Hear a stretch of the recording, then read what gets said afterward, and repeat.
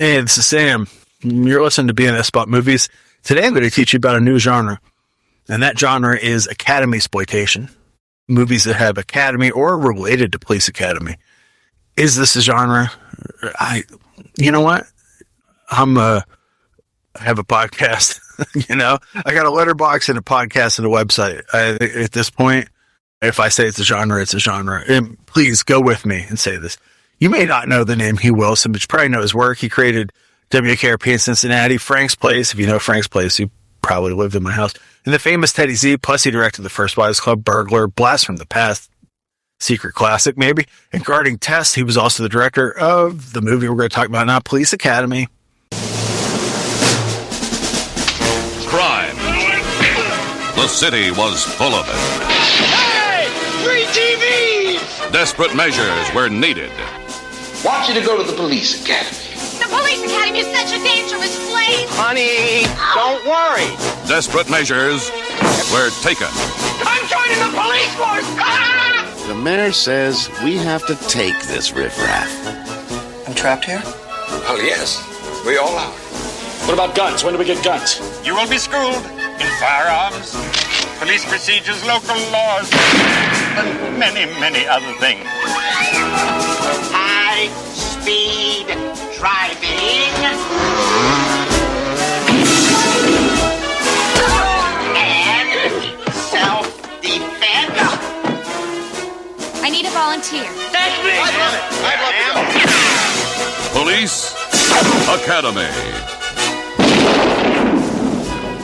Where did you get this gun? Mom gave it to me. Mister, I am warning you, hot tower! They're lean, mean, Does the radio bother you? 5. I can turn it down. obscene. Each and every one of them striving to defend You make me sick. Thank you, sir. I make everybody sick. See the thighs. or offend. Come on. I haven't got all day. The thighs.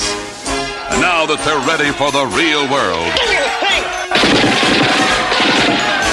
crime is no longer the #1 problem. They are. Can you get my kitty cat out of the tree? No problem, ma'am.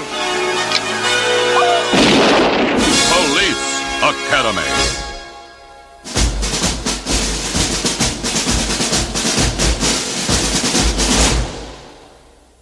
Producer Paul Maslansky got the idea for the film while making the right stuff. What? Is he watching a gang of mismatched police cadets get screamed at by a sergeant.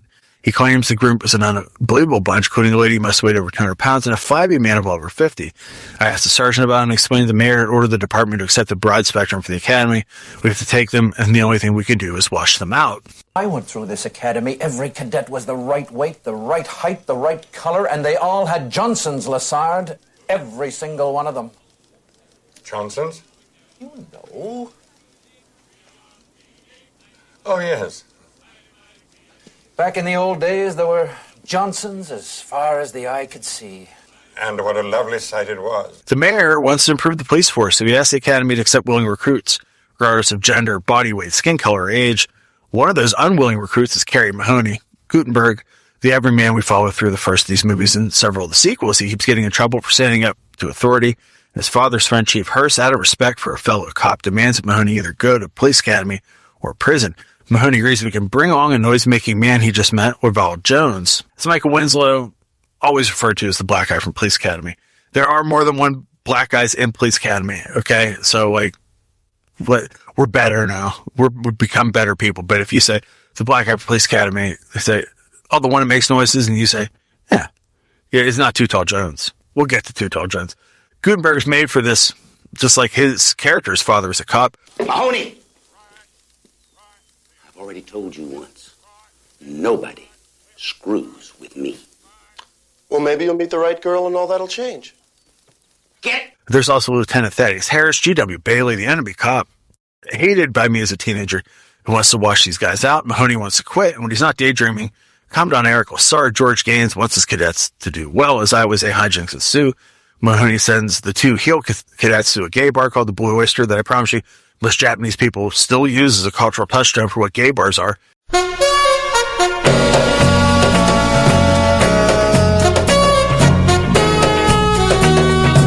Hightower, Bubba Jones, is protective of the quiet Hooks, Marion Ramsey. Tackleberry, David Graff, R.I.P., loves guns. In my hand. Stop that stereo before I blow your damn nuts off, hole! Leslie Barbara is chubby. George Martin is ladies' man. Douglas Fackler, Bruce Mahler is accident prone. Pretty much every character gets a one note that they'll use for the rest of the film, if not the series. But hey, you know what? I find it funny. I don't, ACAB, even Police Academy, but I love it. Maybe it's because I was 12 when I first saw this. I saw it at the drive-in, played with Super Fuzz. I mean, how can you go wrong?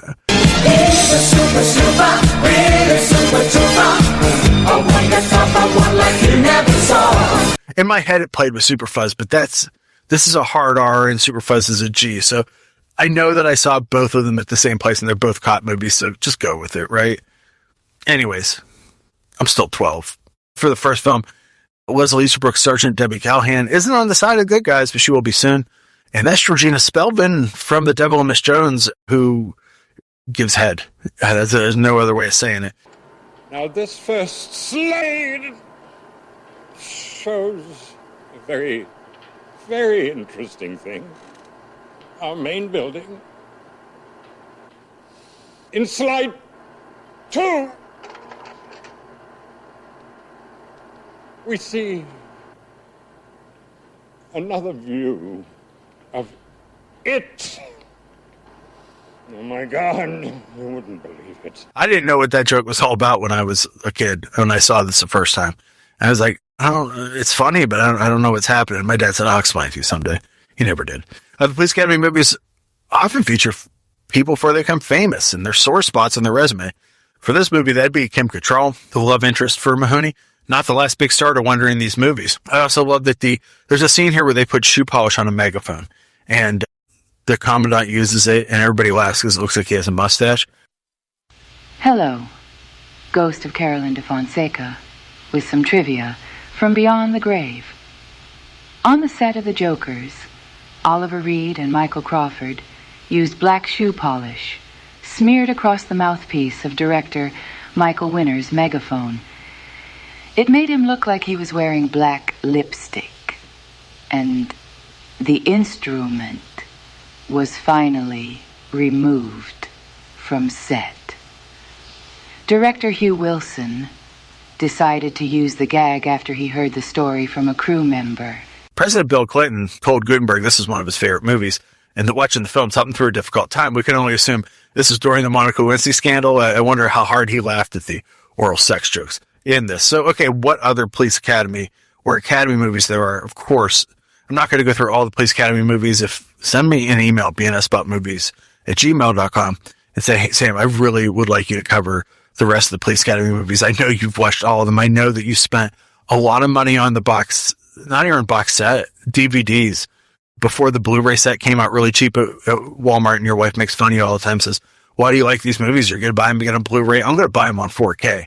No one's asking for this, 4K UHD Police Academy, but I do have a Blu-ray box set of our next film, Vice Academy. Are you ready for the movie that won USA Network's Beam Movie Awards for Best Picture? It has the honor of being their highest-rated late-night film when it first aired on cable television. It's a Police Academy ripoff, but it has Ginger Lynn and Linnea Quigley in it. And Rick Sloan, the maker of Hobgoblins, was a creator. Would you watch it? I watched it every time it was on USA, up all night. Holly Wells, Ginger Lynn, the queen of adult films at one point, has gone legit. Teaming with screen queen Linnea Quigley, who plays Diddy, and her Vice Squad, where cops learn how to bust adult movies and prostitution. Tamara Clatterback, also in Hobgoblins and also Dominatrix in UHF, is Tinzel, while Jean Carroll's evil Queen Bee. Karen Russell shows up, you might remember from Hellbent, Phoenix the Warrior, Dr. Alien, and Shock 'em Dead. Jane Hamill makes the first of her 5 appearances as Vice Academy teacher Miss Thelma Louise Devonshire, and the actress using the name Christina Barr, who plays Cherry Pop, is actually Allison Barron, Helen from Night of the Demons. Ginger Lynn, also not the only adult star in this, the late Viper, a former ballet dancer who eventually left the adult industry and became a phlebotomy technician, is in here too. Viper was one of the first, really punk rock, tons of visible tattoos, facial piercings, actresses of the late 80s, early 90s. This is a movie so cheap that the girls all wore their own outfits, and Ginger Lynn drives her own car. Are clothes in cars while you're watching this movie? No, you're not. There's 6 of these movies. They're all wonderful. Movie Violations. All right, I want some quiet here. We've got a film to show you. but you're not going to see it. Because you people are without a doubt the worst drivers in the world. And your moving violations prove it. You will not get your licenses back until you pass this course in our traffic school. Never be able to make it. None of them will. You think we're finished? Washed up? History? Well, I've got news for you. It's not over till it's over. Every one of you is a menace. Come on, buddy, let's move it. You're reckless. Oh my God, I'm 3 minutes late for my pills. You're undisciplined. This has totally ruined sex for me for the rest of my life. I'll get you, you little wimp.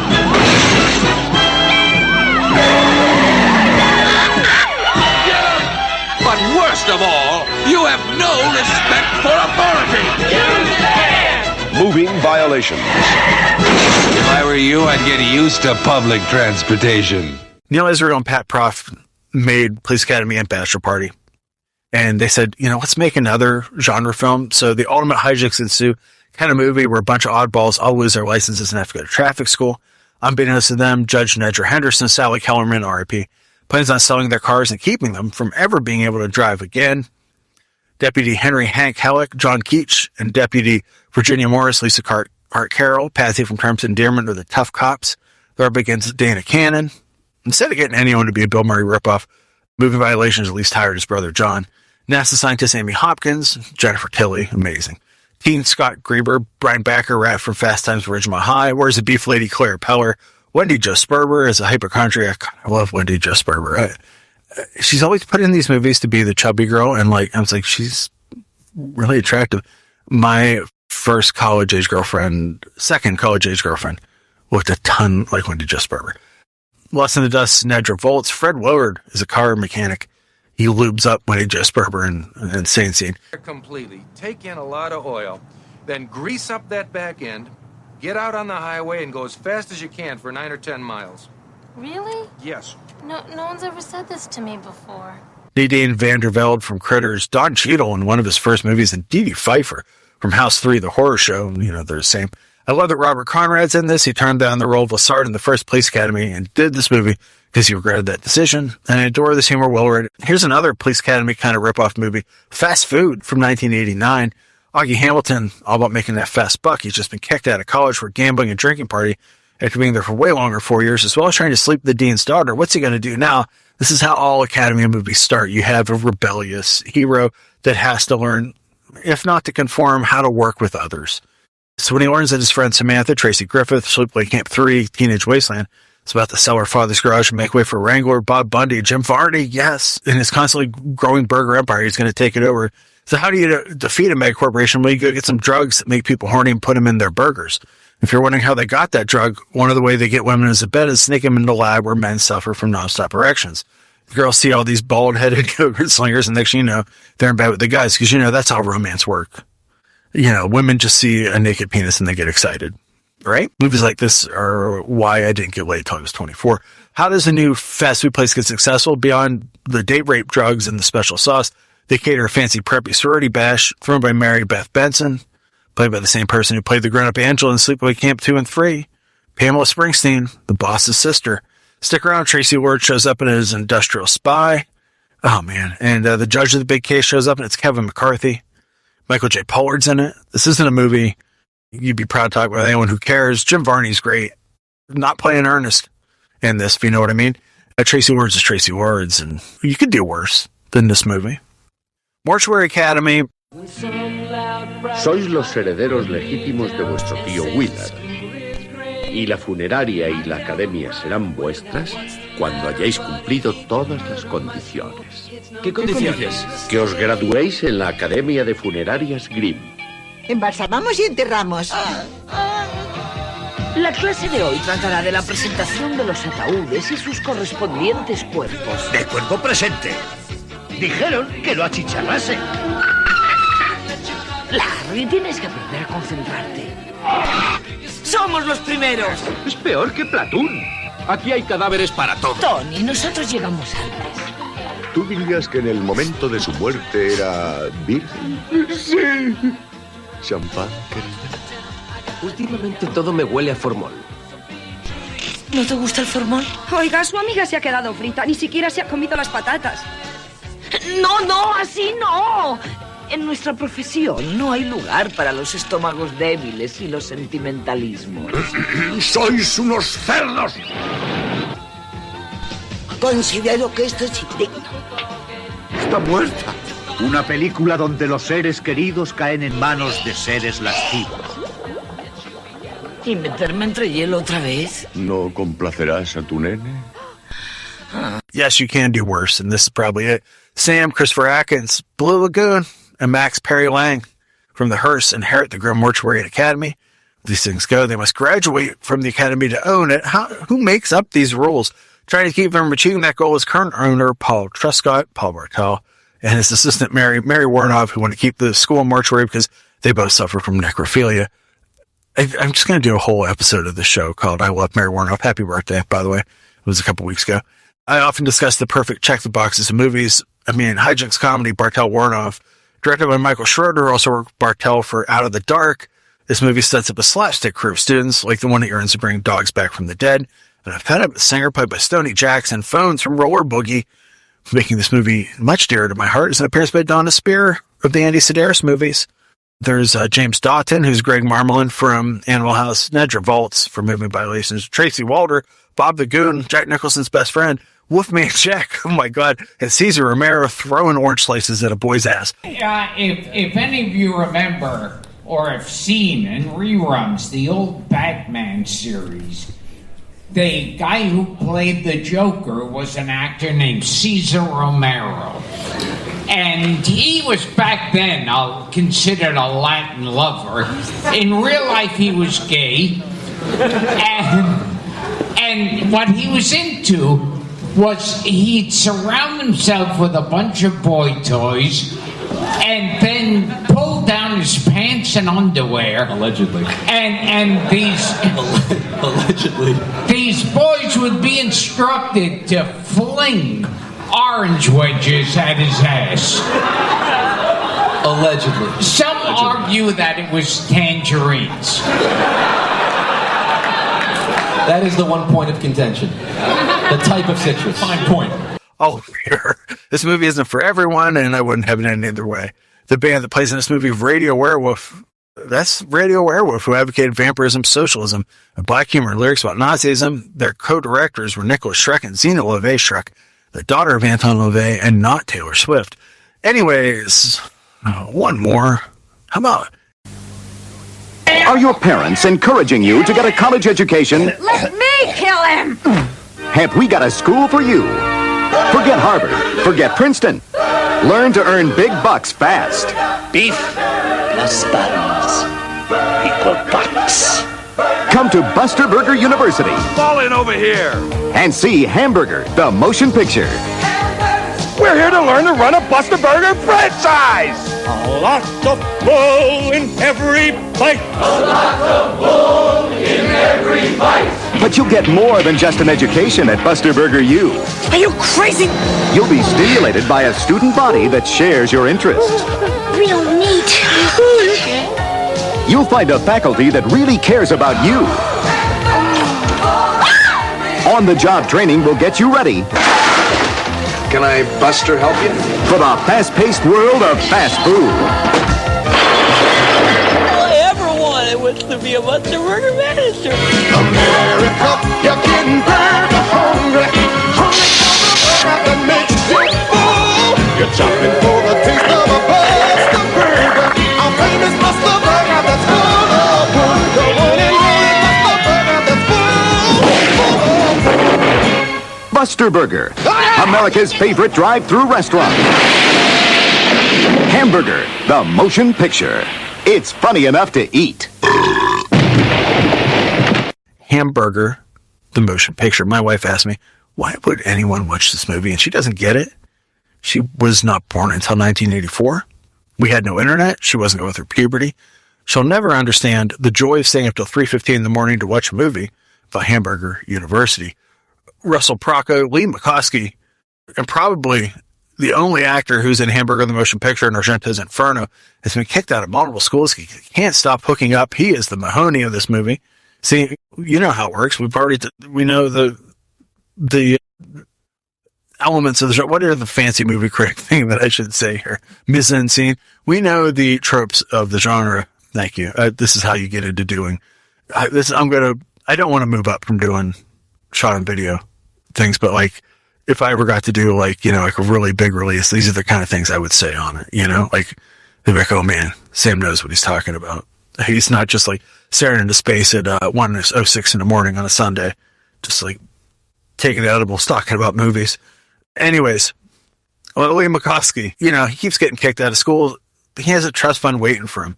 How are we supposed to care about these people when they're rich kids that are jerks? I don't have a trust fund waiting for me, and I'm a jerk. Like, I hate authority. I've fought the law. Authority always wins. Anyways, he picks the one school he knows he can graduate from, Buster Burger University. You know why the 80s were great? Because Dick Butkus could be in a movie. We all knew who he was. You didn't have to say, hey, what's his role? Like, that's Dick Butkus. His job is to beat the hottest students and screw up Buster Burger. Everyone has to follow these rules. Outside consumption of food is prohibited. All candidates are to stay on the grounds of Buster Burger University until graduation. Sex and success make lousy partners. All candidates have to not engage in sex while students. This movie that follows that formula. Just get a bunch of crazy people together, get them into some situations, and let the hijinks ensue. Along the way, Russell meets a friend who's obsessed with the CEO's sexy wife, Randy Brooks from TerrorVision, a nun who is in burger school, a sex-crazed guerrilla fighter, a soul singer who was arrested and is at the school and work release, and so much more. Where else other than Buster Burger can you learn to yell things like, put those cookies back, motherfucker, get stuck inside a giant pickle, and then have to battle against bikers and cops on your first day at work? Amazingly, director Mike Marvin will go on to make a movie even stranger than this, The Wraith. Let's do one more. It's a school thing. So they're kind of like a Police Academy ripoff, and they're also kind of like an Animal House ripoff. And that brings us to Stewart's School from 1986. Any movie that starts with a plane crashing in downtown LA that's played as a total farce. I'm going to remember that. Philo, I'm hungry for the dough. It's Brett Collin from Falcon Crest, Johnny Blaze's dad and Ghost Rider, has always wanted to be a pilot with that crash in simulators because his contact lenses got knocked out by friend and fellow pilot George Don Most, not Donnie Most anymore. They decided they want to stay on planes, so they enroll at Weedermeyer Academy, a Stewart's School, Police Academy. The teachers are Miss Ironpants Grummet. She's like one of the older cops, and the students are the cadets. Mary Cataretta played Vicky, the girl who finally gets Jack Tripper to settle down and go from Three's Company to Three's a Crowd. It's Kelly Johnson, who's extremely clumsy. There's a stereotypical gay guy, there always is. Frumpy, overweight girl, and if you say, is she played by Wendy Jo Sperber? Yeah, you've been listening to the show. There's also Wanda Polanski, a parasol who just lost her latest boyfriend, played by Sandel Bergman, 100% into this. Julie Montgomery, Betty Childs, plays an overly nice version of that role. And Corinne Bower plays a punk rock girl in love with a biker. She's a vet of these movies. She's in Zap, Joysticks, Surf 2, the end of the trilogy, Revenge of the Nerds 4, Nerds in Love, and also the fourth Police Academy film. Judy Landers, Sugar Dubois, a hooker with a heart of gold, on work release. After going through hell, everyone graduates and gets a job at the struggling Stromboli Air.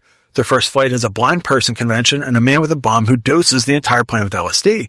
Our heroes have to land the plane to fix things down, where everything works out fine.